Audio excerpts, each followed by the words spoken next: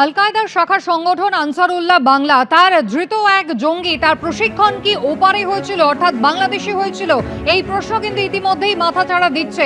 আপনারা জানেন মোট ৮ জন জঙ্গিকে কিন্তু গ্রেফতার করেছে অসম পুলিশ এবং তার মধ্যে মুর্শিদাবাদ থেকে যে দুজনকে গ্রেফতার করা হয়েছে তার মধ্যে একজন তার ট্রেনিং কি বাংলাদেশে হয়েছিল এই প্রশ্ন এখন পুলিশ সূত্রে।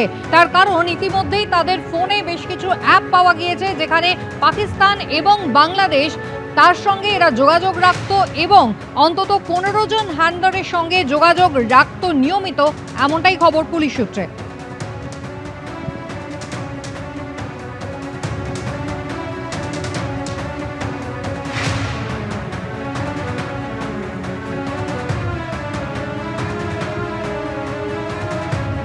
অপারেশন প্রভাত অসম পুলিশের, আর তার জেরেই কিন্তু পশ্চিমবঙ্গ, অসম এবং কেরল থেকে মোট ৮ জন আনসারুল্লাহ বাংলার জঙ্গিকে গ্রেফতার করেছে অসম পুলিশ। ইতিমধ্যেই গুয়াহাটি আদালত তাদের ১০ দিনের পুলিশ হেফাজতে পাঠিয়েছে। আর এখনো পর্যন্ত পুলিশের পক্ষ থেকে জিজ্ঞাসাবাদে যেমন জানা গিয়েছে যে এদেশে এসে মূলত তারা গোপনে অস্ত্র সংগ্রহের কাজ করত। শুধু তাই নয়, এদের মূল লক্ষ্য ছিল শিলিগুড়ির চিকেন নেক। উত্তর পূর্ব ভারতের সঙ্গে এই যোগাযোগের কেন্দ্র ভারতের মূল ভূখণ্ডের এই শিলিগুড়ির চিকেন নেক, তাই এদের নজরে ছিল চিকেন নেক। কোনোভাবে এখানে জঙ্গি কার্যকলাপ নাশকতা ঘটিয়ে তারা উত্তর পূর্ব ভারতকে বিচ্ছিন্ন করার একটা পরিকল্পনা করছিল, এমনটাই অনুমান।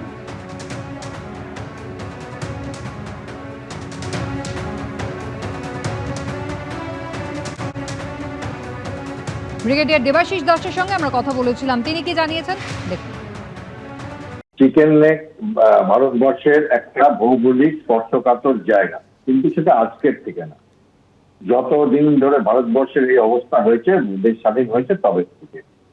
ফলে ভারতবর্ষের যত পৃথিবীর চতুর্থ বৃহত্তম সামরিক শক্তি, যেটা আমাদের হোম মিনিস্টার বলেছেন, উনি তো ইন্ডিকেট করেছেন যে সেনাবাহিনীরও প্রয়োজন নেই, এসএসবি নিজেরাই হ্যান্ডেল করে নেবে। কারণ এটা ছেলের হাতের মোয়া না যে ওখান থেকে কিছু মানুষ বলছে যে চিকেন নেক নিয়ে নেবো, চিকেন নেক নিয়ে নেবো।